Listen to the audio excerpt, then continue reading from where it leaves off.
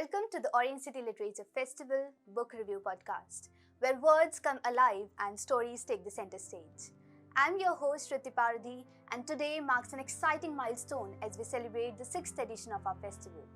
And we are delighted to give students a platform to share their favorite books, exploring the profound impact that literature has on our lives. Because we believe that every book has a story to tell, and every student has a voice that deserves to be heard.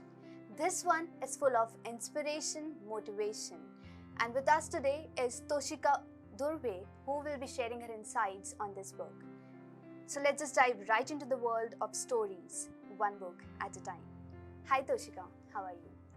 I'm fine, and I'm very excited for this podcast as it's my first time. Yes, I'm also very excited to have this conversation with you. So could you please give us a brief overview of this book? Well, this book, The Story of My Life, is an autobiography of a girl who was born on 27 February 1880 in a small village in Tuscumbia, Alabama.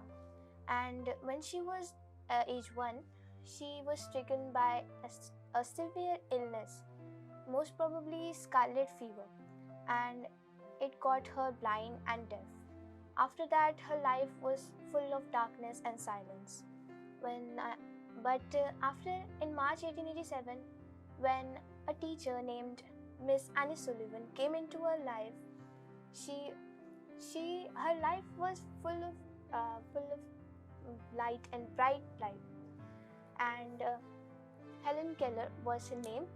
Helen Keller was very lucky to have a teacher like Annie Sullivan, because Annie Sullivan always supported her in everything, and she taught her how to read, and she has a very big hand in her. Absolutely, her role in Helen's life was very pivotal. Yes.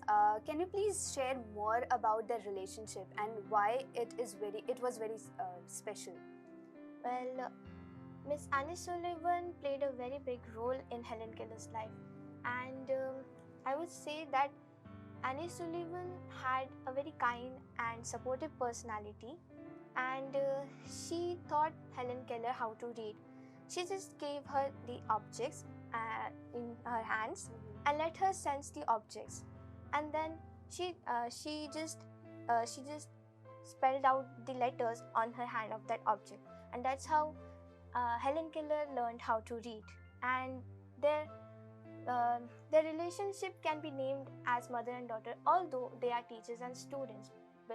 I named them the relationship of mother and daughter because Annie Sullivan cared for her a lot. That's a very inspiring story. Their bond was full of love and understanding. Do you also have any mentor of yours who comes in your mind when you read about them? Yes. By remembering how Annie Sullivan cares for Helen Keller, it reminds me of my music teacher.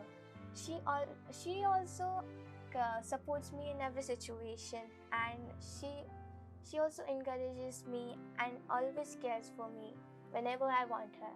And she is the best teacher that I can't forget in my entire life. You're very lucky to have such a supporting teacher. Yes. Toshika, one of the moving moments of Helen's life was when she connects the word water with the sensation of water flowing on her hands. How did that moment impact you? Well, it was a story when Annie Sullivan took Helen Keller for a walk in the garden, and they were sitting on a bench like this, and then Annie Sullivan's eye got on a water pump, and then she took Helen near the water pump, and then she put some drops on her hands, and then Sullivan just traced the water on her hands, and by reading that words, I was feeling quite happy that she learned a new word, and that now she knows that every object has a name. Very well said. So before we wrap up, let's take a quick rapid fire questions to make things more interesting and to dive deep into her story. Are you ready? Yes, I am. One word for Helen. Unstoppable. One word for her journey. Success. If you could ask one question to Helen, what would it be?